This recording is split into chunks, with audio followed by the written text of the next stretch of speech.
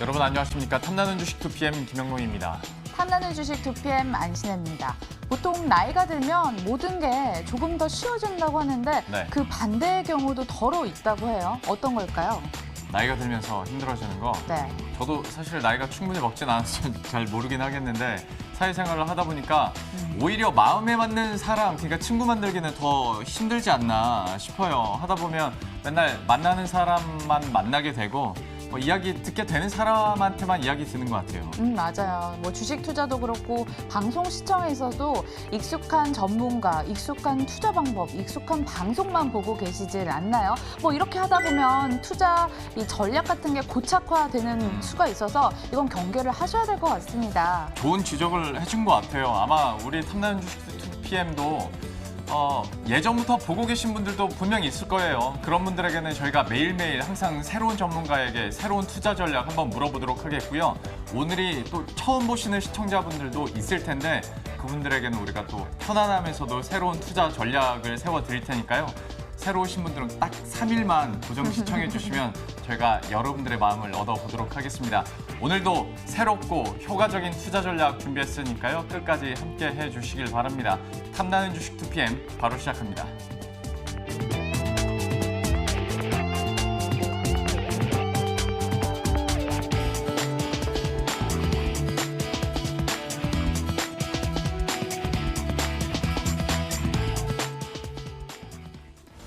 예, 그럼 오늘도 키워드 통해서 시장 분위기와 또 어떤 이슈들이 있었는지 함께 체크해 보도록 하겠습니다.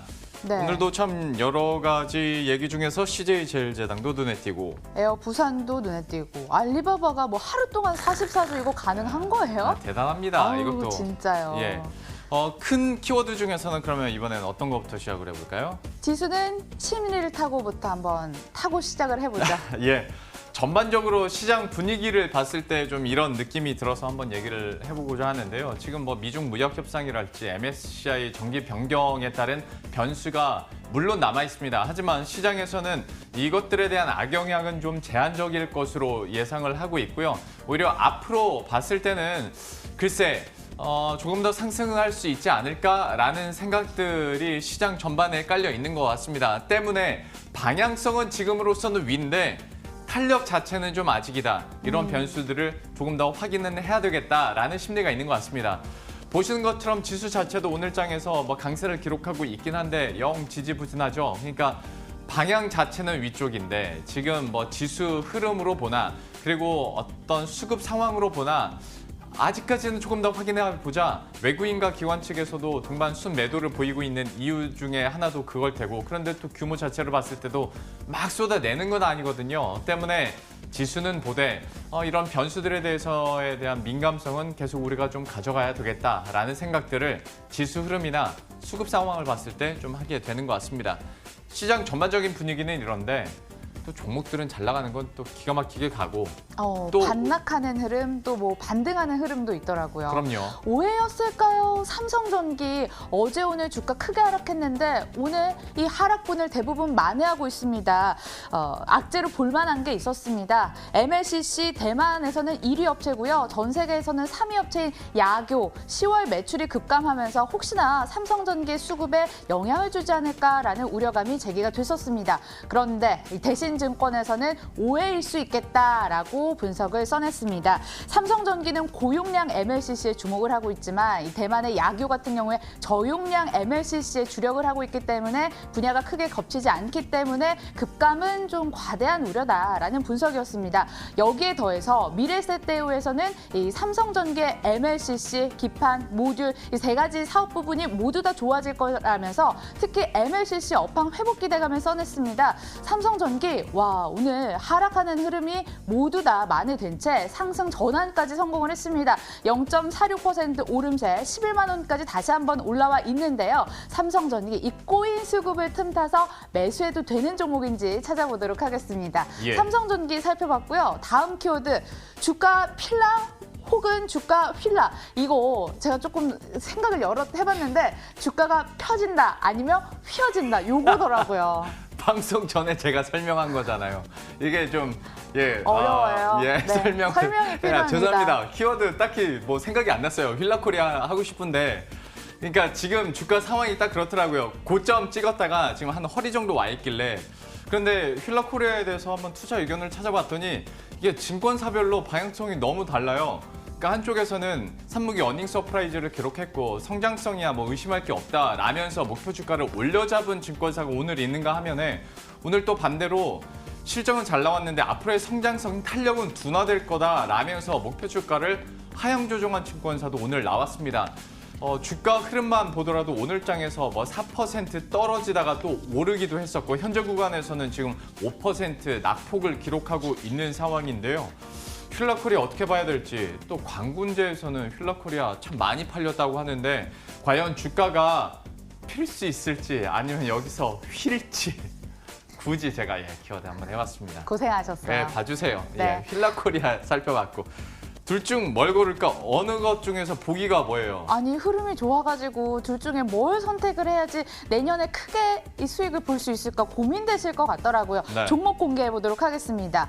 어제 또 광군제에서 44조 매출 신기록을 기록을 했는데 이 삼성전자의 폴더블폰이 그렇게 잘 팔렸대요. 맞아요. 관련해서 부품주 KH바텍, 덕산 네오룩스 모두 다 상승을 하고 있습니다. 먼저 KH바텍부터 점검 도와드리자면 일단 실적을 앞두고 있는데 10% 이상 급등하고 있습니다. 3년 연속 적자에서 벗어나서 흑자를 기록할 것으로 전망이 되고 있고요. 내년 영업이익은 885%나 급증할 것으로 전망이 되고 있습니다. 역시나 폴더블폰 수혜를 입으면서 힌지 매출이 급등할 것이라는 전망이었습니다.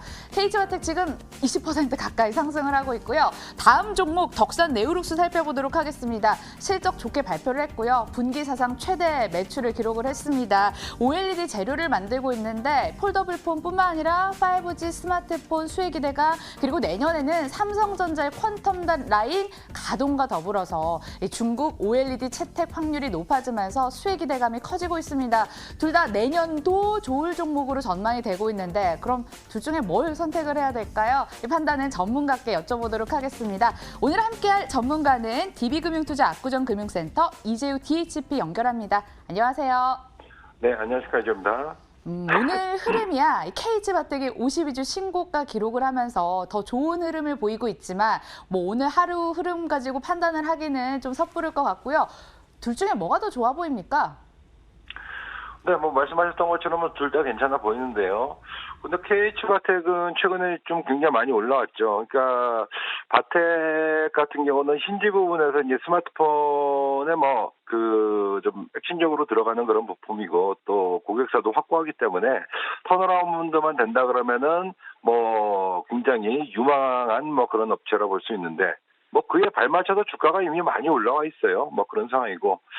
덕산 네오룩스는 바텍보다는 조금은 약하죠. 네, 최근에 조정받았다가 이제 오늘 반등 나오는 그런 흐름인데, 폴더블폰은 어쨌든 간에 기존의 스마트폰에서 일단 진일보한 그 제품이 뭐 나왔죠. 여기에 이제 또한 중국 반응 또한 괜찮았고, 뭐 그럼 성장기에는 유하다 이제 볼 수가 있을 겁니다. 물론 이제, 연관성은 KH바텍이 좀 더 커서 KH바텍이 급등이 나오는 거고, 덕산 네오룩스는 대신에 이제 여러 가지 뭐 국내뿐 아니라, 또 이제 매출처 다변화 기대라든가 OLED 쪽도 뭐 있기 때문에 뭐 안정성 측면에서는 덕산 네오룩스로 가는 것이 맞지 않겠나. 뭐 가격적인 어떤 뭐 단기적인 흐름 또한 뭐 크게 부담은 없는 그런 상황이니까. 뭐 그래서 글쎄요, 뭘 골라야 되냐 물어보신다면 일단 현재는 덕산 네오룩스로 보고 조정이 들어오면 바텍으로 바뀔 수 있겠습니다만은 현재는 덕산 네오룩스 쪽으로 안정적으로 좀 매매하는 쪽으로 권해드리도록 하겠습니다. 현재는 덕산 네오룩스 선택을 해주셨는데 KH바텍에 대해서도 매력은 충분히 어필이 된 것 같습니다.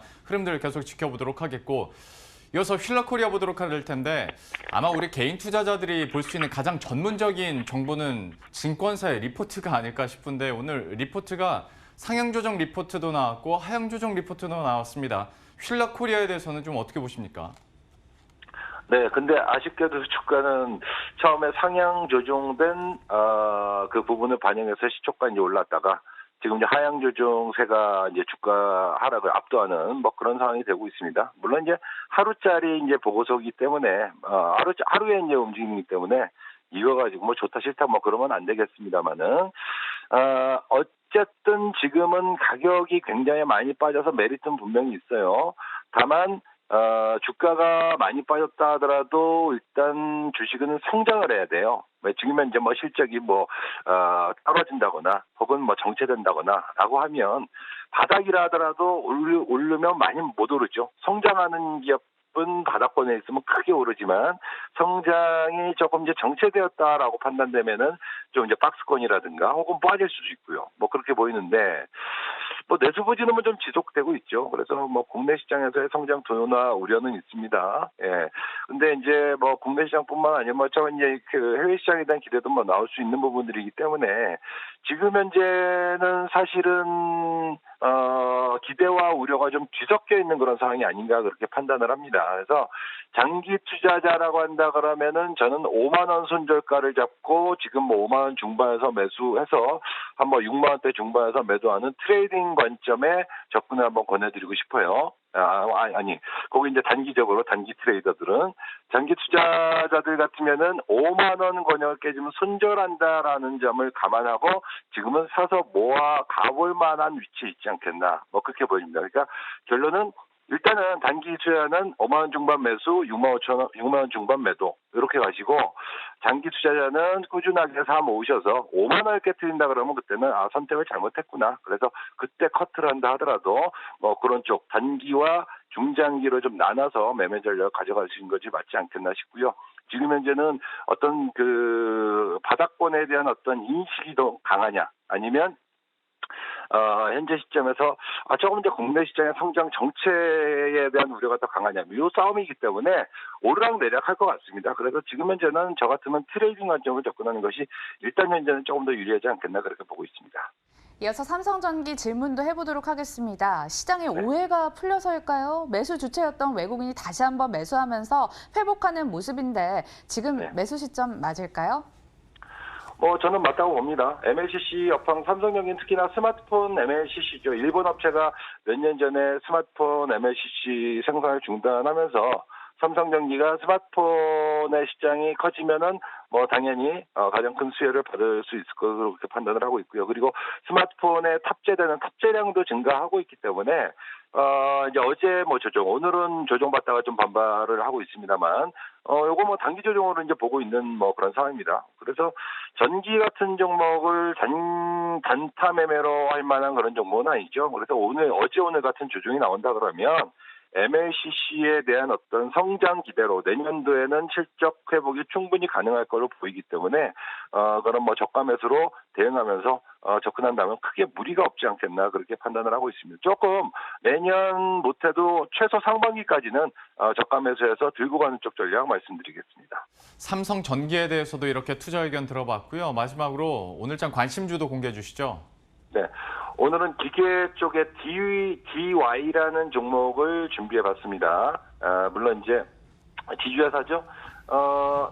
사업회사 상장한 업체는 DY 파워인데 DY 파워 실적 상당히 좋고 또 중국 경기 회복에 대한 기대를 가질 수 있는 그런 종목이긴 한데 일단 최근의 차트 모습은 DY가 좀 더 나은 것 같아요. 다른 요인도 있는 것 같긴 한데 근데 어쨌든 간에 DY는 지주회사이기 때문에 DY 파워와 자회사의 실적, DY 파워뿐만이 아니라 비상장 다른 자회사들의 실적 성장이 꾸준하게 이어지고 있기 때문에 안정적인 실적을 유지하고 있기 때문에 DY의 어떤 저평가 메리트가 충분히 부합될 수 있는 위치가 아니겠나 그렇게 이제 보여지고 있습니다. 그리고 최근에 기계라든가 건설이라든가 소위 말해서 그 굴뚝주라고 불리는 이런 쪽 종목군들의 상승이 최근에 단기간에 좀 탄력적으로 좀 진행이 되고 있어요. 그렇다면은 DY의 어떤 그 실적 대비 저평가되어 있는 이런 상황이라든가 최근에 이제 기계 건설류 등의 어떤 상승세 이걸 감안한다고 하면 단기적으로도 메리트가 있는 부분들이 아니겠나 싶어서 오늘 때마침 좀 조정이 들어오고 있습니다. 그렇다면은 4% 정도 조정 들어오니까 4%대에서 매수가 한번 현재가로 잡아보시고 목표가 6,000원, 선절가 5,000원으로 대응하신다면 크게 무리가 없지 않겠나 그렇게 말씀드립니다. 저평가 메리트 있는 지주사 DY 공략 시점은 조정 나오는 지금이라고 말씀을 해주셨습니다. 자, 오늘 DB금융투자 압구정금융센터 이재우 DHP와 함께했습니다. 고맙습니다. 감사합니다.